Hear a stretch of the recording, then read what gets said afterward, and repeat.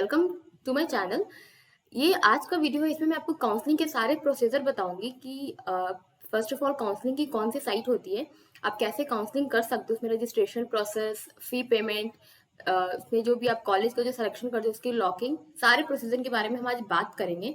तो ये वीडियो लंबी जा सकती है, तो मैं पहले ही बता रही हूँ कि आप इसको फर्स्ट से एंड तक देखना, ताकि आपकी कोई भी क्वेरी नहीं बचे काउंसलिंग से रिलेटेड।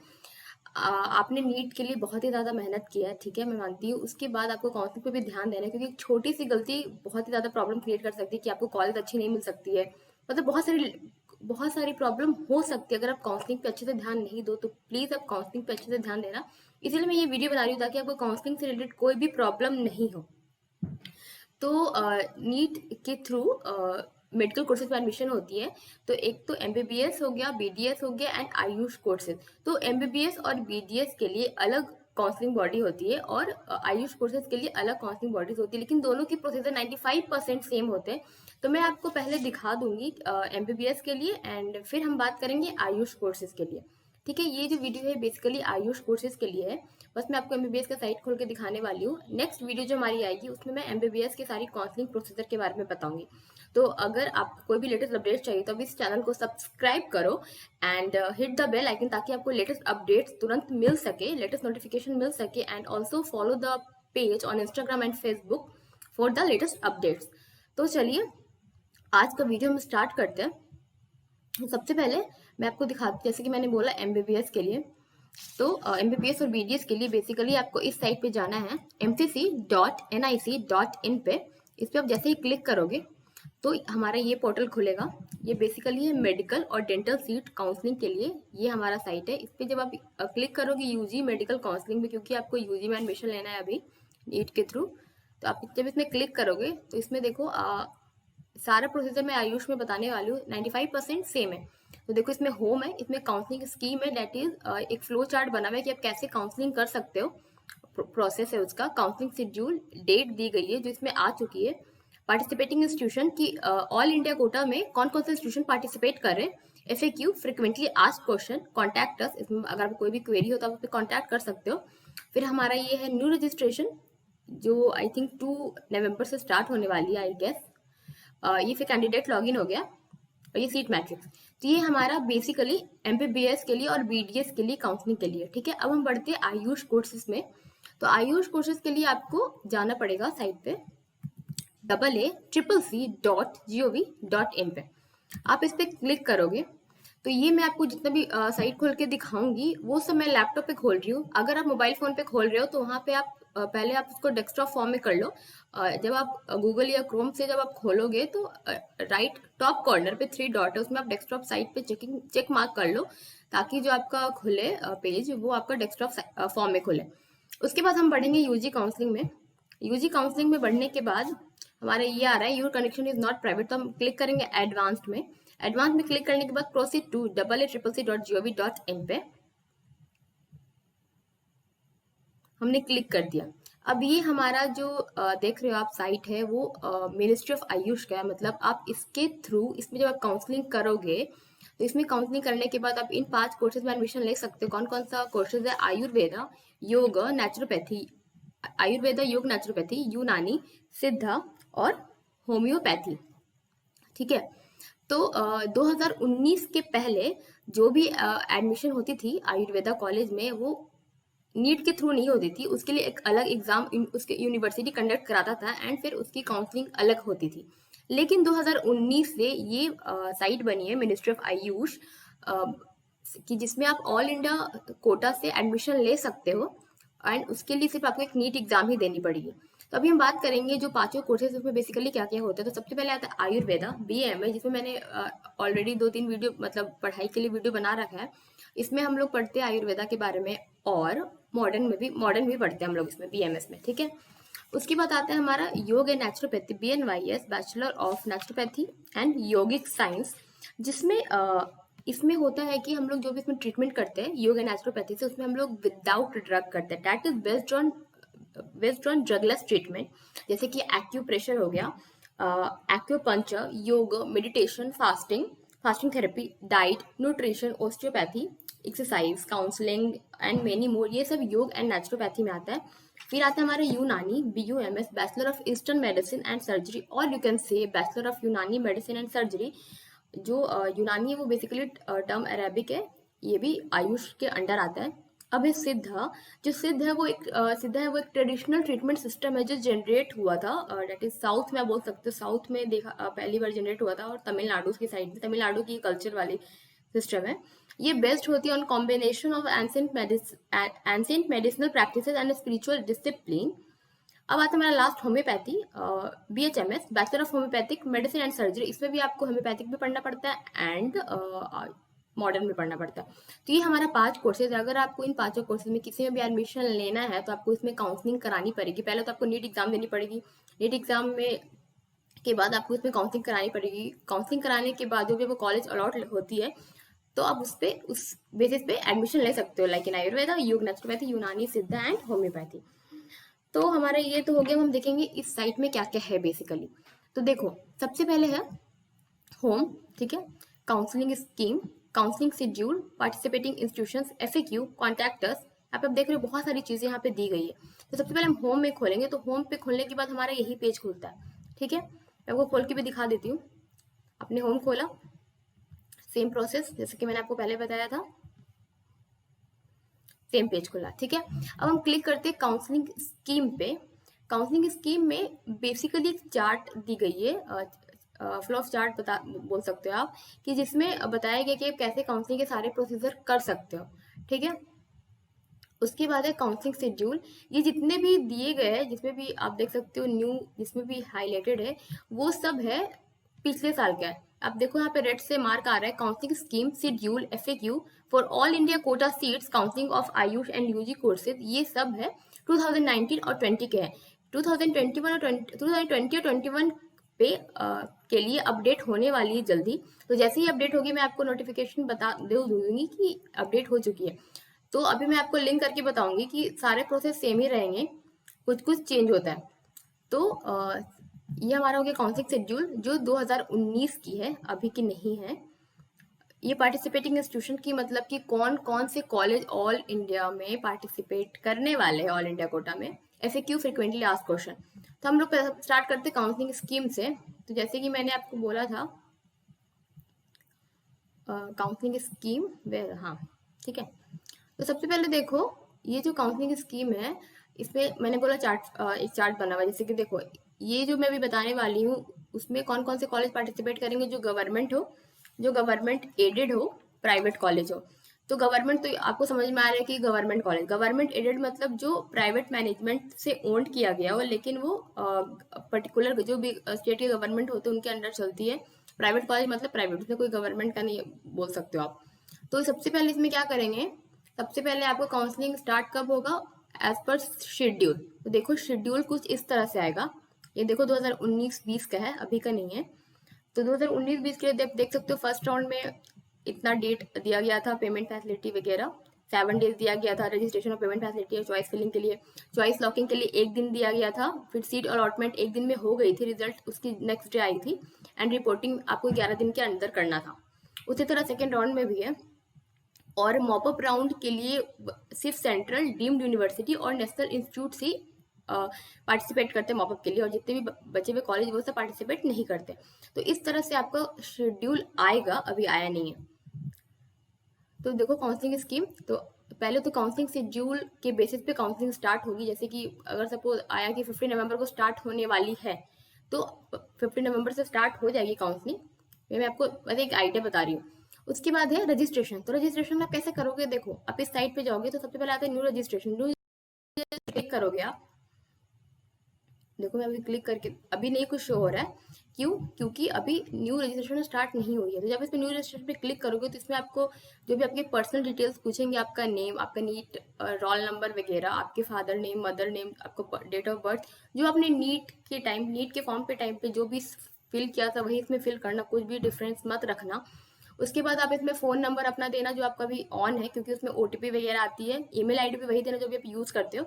वो सब देने के बाद फिर आप बढ़ोगे कैंडिडेट लॉगिन में, एंड फिर यहाँ पे आपको रजिस्ट्रेशन फी भी जमा करना होता है जो नॉन रिफंडेबल होता है, और एक रिफंडेबल फी होता है जो सिक्योरिटी मनी होती है, वो मैं आगे बताऊंगी। ठीक है, उसके बाद अब रोल नंबर है, जो नीट का रोल नंबर है वो डालोगे, जो पासवर्ड है जो ओटीपी के फॉर्म में आया, फिर अब जो आपने पासवर्ड चेंज किया उसको खोलने के बाद आप इसको सबमिट करोगे तो आपका जो भी आपने रजिस्ट्रेशन कराया वो आपका खुल जाएगा। खुल जाने के बाद खुला, उसके बाद आपको सिक्योरिटी मनी पेमेंट करनी पड़ेगी। सिक्योरिटी मनी दो होती है, एक तो गवर्नमेंट एडेड और प्राइवेट के लिए होती है, और एक डीम्ड के लिए होती है, तो वो हम लोग आगे देखेंगे एफएक्यू में, फ्रिक्वेंटली आस्क्ड क्वेश्चन में। उसके बाद आपने सीट देखा, मतलब जो भी आपको जो भी कॉलेज भरना है उसके ऑर्डर आपने भर दिए अच्छे से, ठीक है। फिर आप मॉडिफाई भी कर सकते हो बाद में, लेकिन अब ये ध्यान रखना कि जब आप सीट भर रहे हो, जब सीट चॉइस फिल कर रहे हो तो उसको लॉक मत करना, क्योंकि लॉक करने के बाद आप उसको मॉडिफाई नहीं कर सकते। ये जो ऑप्शन है यहाँ पे सीट मैट्रिक्स अभी नहीं आई है, वो आएगी, मैं अभी आपको खोल के दिखा रही हूँ, अभी कुछ नहीं आई है। जैसे ही ये अपडेट होगी वैसे वो शो हो जाएगी कि कौन से कॉलेज में कितनी सीट अवेलेबल है, या कौन से स्टेट में कितनी कितनी सीट्स अवेलेबल है, ठीक है। उसके बाद आपने कर दिया, फिर जिस दिन लॉक चॉइसेस, अगर आपने लॉक नहीं भी किया तो ऑटोमेटिक वो लास्ट डे लॉक हो जाएगी जिस दिन लॉक चॉइसेस का लास्ट रहेगा। उसके बाद अब आता है first round of seat allotment, seat मिलती है कैसे। अगर आपके अच्छे मार्क्स है तो आपको सीट अलॉट हो गया, अगर नहीं आया है तो नहीं हुआ। तो अगर आए हैं तो क्या करना है सबसे पहले, ठीक है। अगर आपको सीट अलॉट हो गया तो अगर आप चाहते हो उस इंस्टीट्यूशन में जाना, मतलब आपको पसंद का वो कॉलेज अगर हो तो आप उसमें रिपोर्ट करो, सारे एडमिशन फॉर्मेलिटीज पूरी करो। फिर एडमिशन फॉर्मेलिटीज में आपको क्या क्या ले जाना है वो भी मैं आपको एफएक्यू में बता दूंगी। फॉर्मेलिटीज पूरी करने के बाद वहाँ पे आपको एक फॉर्म, आपको वहाँ पे बोलना पड़ेगा कि मुझे सेकेंड राउंड में पार्टिसिपेट करना है, तो उसको आपको एक फॉर्म फिलअप करना पड़ेगा, ठीक है। तो आप फॉर्म फिलअप वहाँ पे पूछ लेना, वहाँ जहाँ पे एडमिशन करवाने जाओगे कि मुझे सेकंड राउंड में पार्टिसिपेट करना है, तो वो बता देंगे आगे क्या करना है। तभी आप एलिजिबल हो पाओगे, नहीं तो आप एलिजिबल नहीं होगे, आप वही कॉलेज में फिर रह जाओगे, ठीक है। फिर देखो यहाँ पे नीचे शो कर रहा है candidate who want to participate in second round have to fill fresh choices. ये हमारा यस का हो गया। अब है नो का। अगर उस बंदे को सीट अलॉट नहीं हुआ तो उसको राउंड 2 में, जैसे कि आपने राउंड 1 में फी पेमेंट की, रजिस्टर किया, लेकिन राउंड 2 में आपको वापस करने की जरूरत नहीं है, आपको सिर्फ चॉइस फिलिंग वगैरह करनी है। जैसे आप देख सकते हो यहाँ पे आपने जो चॉइस फिलिंग की, यहाँ पे आपको वापस चॉइस फिल करनी है सेकेंड राउंड में, ठीक है। ओल्ड के लिए भी, न्यू के लिए भी। ओल्ड के लिए कौन से कैंडिडेट जिसने पहले से ऑलरेडी मे बी कॉलेज में एडमिशन ले लिया है, या फिर जिनको सीट अलॉट हुई थी बट उन्होंने एडमिशन नहीं लिया, तो उनको भी वापस से सेकंड राउंड में चॉइस फिलिंग न्यू करनी है। ये नहीं कि पुरानी वाली नहीं चलेगी, वापस से करनी पड़ेगी। इसमें वही बोल रहा है कैंडिडेट जो चाहते हैं सेकंड राउंड में पार्टिसिपेट करना, उनको फिर से फ्रेश चॉइसेस फिल करना पड़ेगा। फिर जब चॉइस फिल किया तब उसको, इफ सपोज की सीट अलॉट हो गया सेकंड राउंड में, तो जब अलॉट हो गया तो क्या होगा, जब अलॉट नहीं हुआ तो क्या होगा। तो इफ सपोज उस बंदे को अलॉट हो गया सीट कॉलेज में, तो अगर वो अलॉटेड इंस्टीट्यूट में जाता है, रिपोर्ट करता है और सारे एडमिशन फॉर्मेलिटीज को पूरी करता है, तो फिर वो उस कॉलेज का स्टूडेंट हो गया, फिर इसके बाद प्रोसीजर खत्म हो गई, ठीक है। लेकिन अगर उसको इंस्टीट्यूट अलॉट हुआ लेकिन उसने रिपोर्ट नहीं की, तो उसने जो भी सिक्योरिटी मनी भरी थी 10,000 या फिर 50,000, वो उनको वापस नहीं मिलेगी, क्योंकि उन्होंने सीट छोड़ी है, ठीक है। और जिसने एडमिशन ले ली है और जो जिन्होंने सिक्योरिटी मनी भरी थी, वो उनके कॉलेज के एडमिशन के टाइम पे या फिर बाद में वो 10,000 वापस आ जाता है, या फिर 50,000, क्योंकि डीम्ड यूनिवर्सिटी और प्राइवेट में 50,000 लगती है सिक्योरिटी मनी, और गवर्नमेंट एडेड में 10,000 लगती है। और जिन्होंने अलॉटेड इंस्टीट्यूट में एडमिशन ले लिया है वो सेकेंड राउंड के बाद रिजाइन और लीव नहीं कर सकते, उन्हें वही कॉलेज का स्टूडेंट बन के रहना पड़ेगा। अब है जिसको सेकेंड राउंड में सीट अलॉट नहीं हुआ, वो उसके बाद मतलब आप नहीं हो सकता, वो इंड हो जाता है वहीं पे सारा प्रोसेस। और जितने भी बचे हुए सीट्स हैं और जो भी कैंडिडेट है जिनको सीट मिली थी लेकिन उन्होंने ज्वाइन नहीं किया, वो सब वापस स्टेट कोटा में चला जाएगा, तो फिर आपको स्टेट कोटा से करना पड़ेगा काउंसलिंग, ठीक है। ये था बेसिकली ऑल इंडिया कोटा का, और सिर्फ ये था गवर्नमेंट एडेड और प्राइवेट कॉलेजेस के लिए। अब हम आएंगे डीम्ड यूनिवर्सिटी और सेंट्रल यूनिवर्सिटी और नेशनल इंस्टीट्यूशन में। तो सेंट्रल यूनिवर्सिटी, नेशनल इंस्टीट्यूशन में आ जाएगा हमारा NIA Jaipur. Deemed university basically होता क्या है, तो जो डीम्ड यूनिवर्सिटी एक तरह का बोल सकते हैं एक ऑटोनॉमिक ग्रांटेड बॉडी है, जो मतलब इसमें फी बहुत ही ज़्यादा हाई होती है एंड ये रेगुलेट होता है by UGC, university grant commission के द्वारा। तो इसमें काउंसलिंग प्रोसीजर कैसे होते हैं, तो देखो सबसे पहले तो वही जैसे कि मैंने बताया, जब काउंसलिंग शेड्यूल आएंगे तो उसके बेसिस पे काउंसलिंग स्टार्ट हो जाएगा। और स्टार्ट होने के बाद आपको रजिस्ट्रेशन कराना पड़ेगा, आपको सारे अपने पर्सनल डिटेल्स फिल करने पड़ेंगे, नंबर डालना पड़ेगा, फ़ोन नंबर, ईमेल आईडी। उसके बाद आपको रजिस्ट्रेशन की जो फी पेमेंट होगी वो करनी पड़ेगी। उसके बाद आपको फिर लॉगिन करनी पड़ेगी। लॉगिन करने के बाद आपको चॉइस फिलिंग, जो भी आपको कॉलेज चाहिए वो सब करने के बाद मॉडिफाई एंड लॉक चॉइसेस कर दो। उसके बाद आपको फर्स्ट राउंड में सीट अलॉट होगा।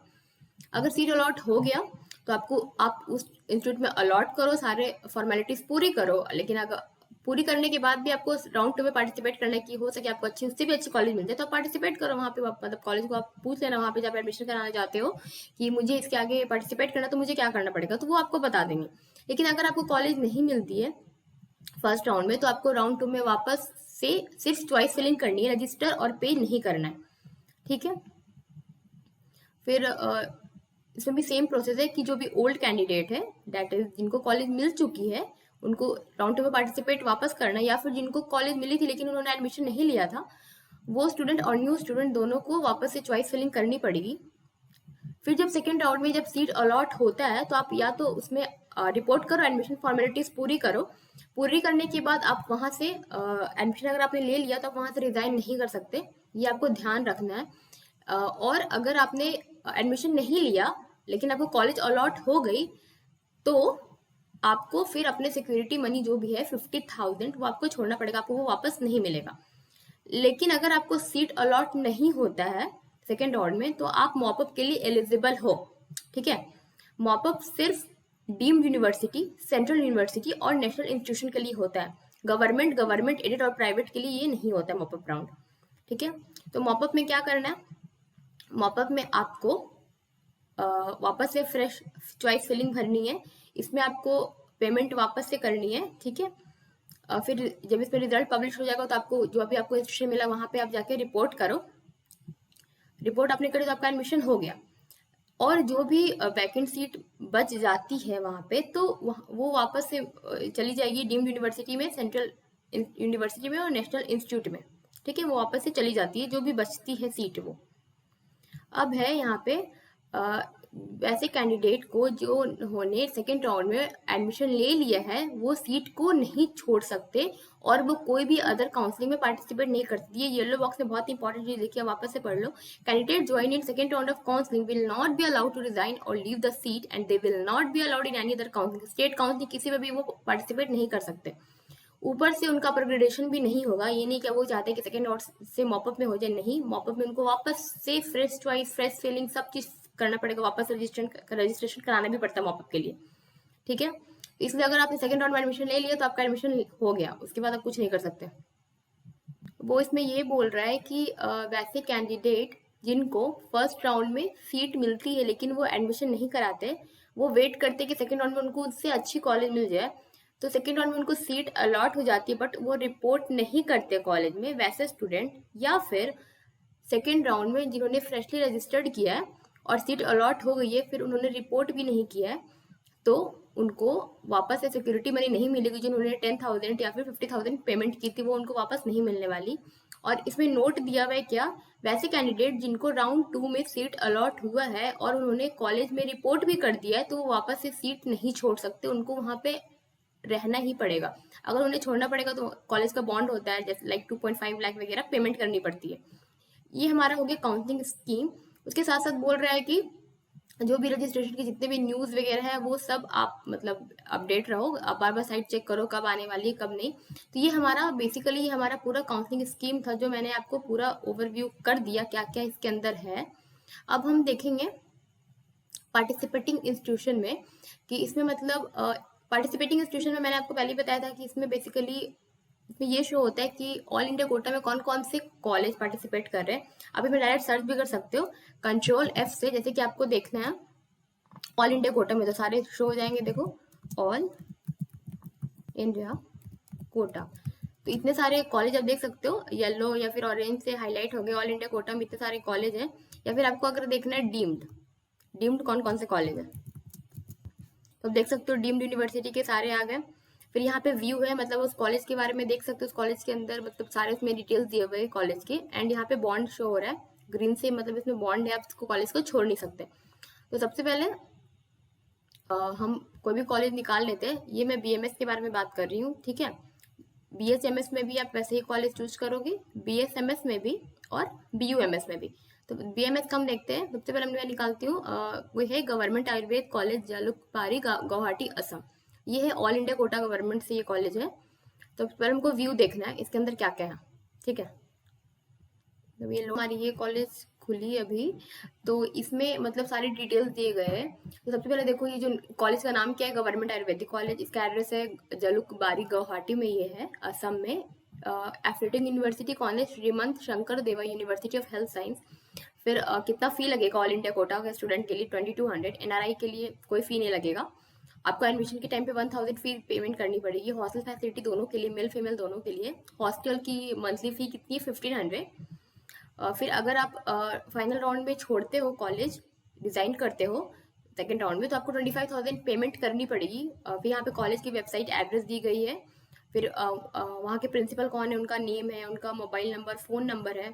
फिर वहाँ के ईमेल चेयरमैन कौन है, उनका मोबाइल नंबर, फ़ोन नंबर, उनका ईमेल एड्रेस, सब चीज़ यहाँ पे दिया गया है।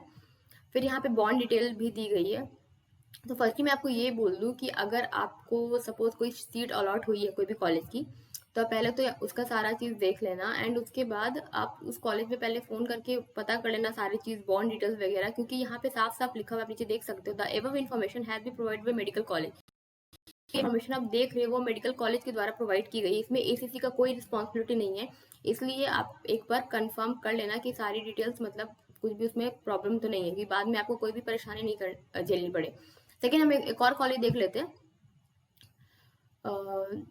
चौधरी ब्रह्म प्रकाश आयुर्वेद चरक संस्थान। ये है कॉलेज का नेम है। इसका एड्रेस है खेरा दाबर, न्यू दिल्ली पे ये है, ठीक है। इसका जो एथलेटिक यूनिवर्सिटी का नाम क्या है, गुरु गोविंद सिंह इंद्रप्रस्थ यूनिवर्सिटी न्यू दिल्ली। इसका AI all India quota candidate के लिए 72,300 फी है, जबकि एनआरआई के लिए 0 है। एडमिशन के टाइम पे आपको 87,300 फी पेमेंट करनी पड़ेगी। हॉस्टल फी 1500 है पर मंथ, और हॉस्टल फैसिलिटी दोनों के लिए, मेल फीमेल दोनों के लिए है। फिर अगर आप फाइनल राउंड पे छोड़ते हो तो उसमें लिखा हुआ है स्पेशल पेनल्टी नहीं लगेगी। कॉलेज की वेबसाइट एड्रेस दी गई है। फिर वहाँ के हेड ऑफ इंस्टीट्यूशन कौन है, उनका name, mobile number, email ID, सब, नोडल ऑफिसर का name, mobile number, email ID सब दी हुई है।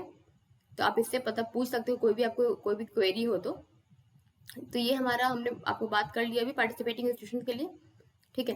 पार्टिसिपेटिंग इंस्टीट्यूशन में जैसे कि मैंने आपको बताया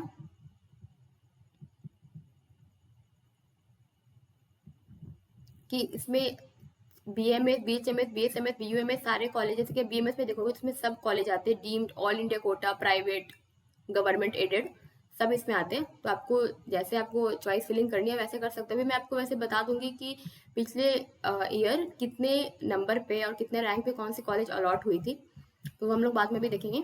इसी तरह देखो बीएचएमएस में भी है बहुत सारे कॉलेज, बीएसएमएस में भी है, बीयूएमएस में भी है। अब आएंगे अब हम लोग एफएक्यू में, ठीक है। एफएक्यू मतलब फ्रिक्वेंटली आस्क्ड क्वेश्चन, जो बच्चों को जनरली बहुत सारे क्वेश्चन में डाउट आता है कि ये कैसे होगा, ये कैसे होगा। इसमें मैं आपको बेसिकली दो चीज़ में बताऊंगी। वैसे आप इसमें 22 पेज के आप खुद से पढ़ लेना।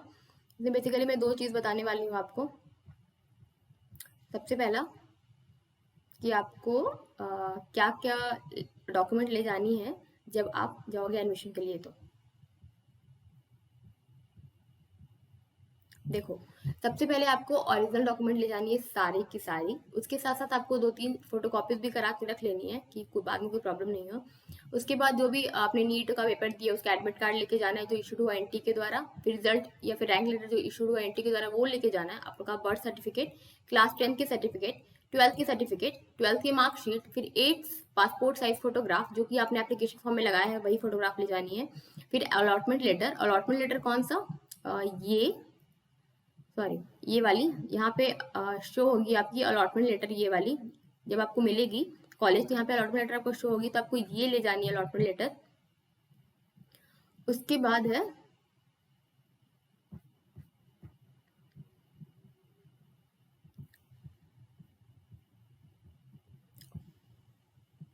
आपको आइडेंटिटी देनी है अपनी, like Aadhaar card, PAN card, driving licence, passport, ये वगैरह देनी है।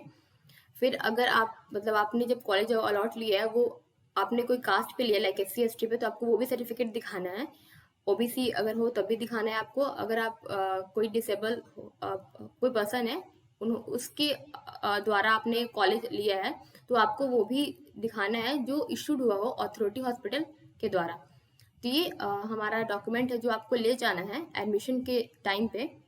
और एक और चीज़ें मुझे जो आपको दिखानी थी वो है दिखानी थी कि देखो, गवर्नमेंट एडेड में आपको 10,000 पेमेंट करनी पड़ेगी एज अ सिक्योरिटी मनी, जबकि ड्यूम्ड यूनिवर्सिटी और प्राइवेट कॉलेज में 50,000 पेमेंट करनी पड़ेगी। ये मुझे दिखाना था। और वैसे आप 22 पेज के आप इसको खुद से पढ़ लेना, इसमें बहुत सारे क्वेश्चंस के डाउट्स आपको क्लियर हो जाएंगे। तो ये हमारा हो गया। इधर का मैंने पूरा कवर कर दिया। बात है हमारा कॉन्टैक्ट अस में।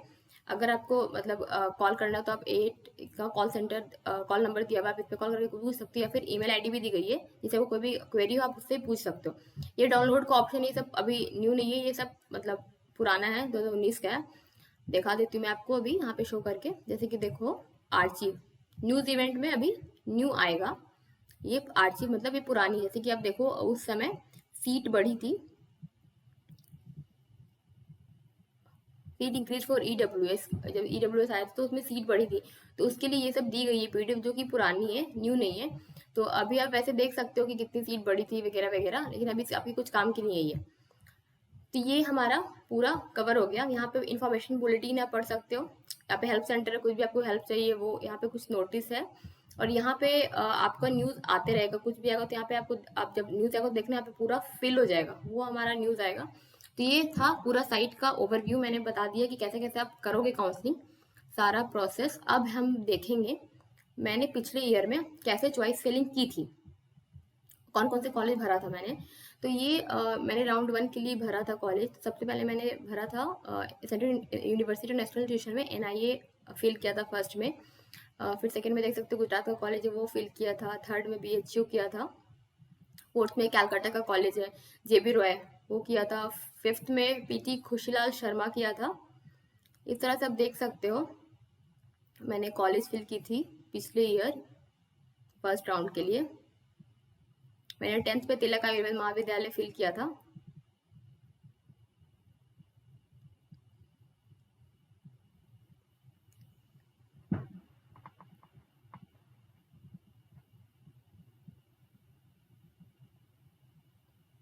फिर अब देख सकते हो 33 पे है सीट चंदाल मुठ आरेंगल महाराष्ट्र में है, जो कि मैंने 33 नंबर पे किया था। मैंने उसमें उस टाइम पे मैंने सिर्फ ऑल इंडिया कोटा गवर्नमेंट और गवर्नमेंट एडेड ही फिल किया था, मैंने प्राइवेट और डीम्ड नहीं लिया था। देख सकते हो आप, इसका स्क्रीनशॉट ले सकते हो अगर आप मतलब ऐसे ही फिल करना चाहते हो तो, या फिर आपको कुछ चेंज करना तो आप वो भी कर सकते हो। ये पिछले ईयर की है वैसे, ठीक है। ये मेरा फर्स्ट राउंड हो गया। ओके, उसके बाद है हमारा, ये मेरा राउंड 2 में। राउंड 2 में मैंने ऐसे फिल किया था। फर्स्ट है ब्रह्म प्रकाश आयुर्वेद चरक संस्थान नाजाफकर न्यू दिल्ली, फर्स्ट में मैंने भरा था। सेकंड में NIA भरा था। थर्ड में मैंने सेंट्रल यूनिवर्सिटी का BHU भरा था। फोर्थ में गुजरात। फिफ्थ में भी जामनगर गुजरात। ये है स्टेट मॉडल, मैंने फोर्थ पे पढ़ा था। फिफ्थ में मैंने गुजरात भरा था। उसके साथ साथ आप देख सकते हो मैंने ओवरऑल सेकेंड राउंड में मैंने ज़्यादा कॉलेज फिल नहीं की थी वैसे, क्योंकि मुझे सिर्फ अपग्रेडेशन कराना था सेकेंड राउंड में। मैंने सेकेंड राउंड में 22 कॉलेज फिल की थी। तो अगर आप चाहते हो तो आप ऐसे भी ऑर्डर फिल कर सकते हो, लेकिन अगर कुछ चेंज करना हो तो आप वो भी चेंज कर सकते हो, ठीक है। अब है देखेंगे सीट मैट्रिक्स। ये सीट मैट्रिक्स आती है, ये मैंने पुरानी वाली शो कराया आपको। जैसे कि राउंड 1 में जो भी बच्चे ने अलॉट ले लिया, मतलब जिनको सीट अलॉट हो गई और उन्होंने सीट में एडमिशन भी ले लिया, तो जो सीट बचती है उसका है, जैसे कि आप देखो आंध्र प्रदेश में ये कॉलेज है, ये होम्योपैथिक है बेसिकली, तो इसमें 7 सीट बचती है।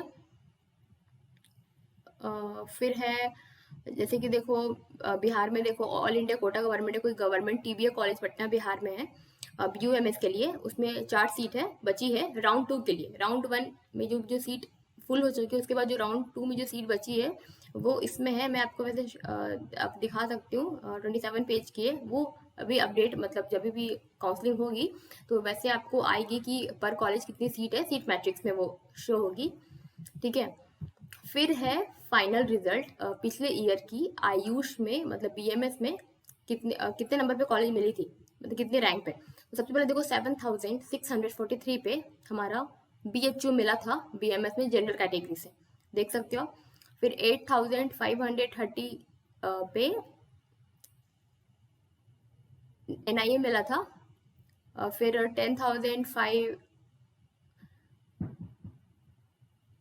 505 मिला था नेहरू होम्योपैथिक, मतलब इसमें सारे आयुष कोर्सेज है, तो आप बीएमएस के लिए देख सकते हो बेसिकली।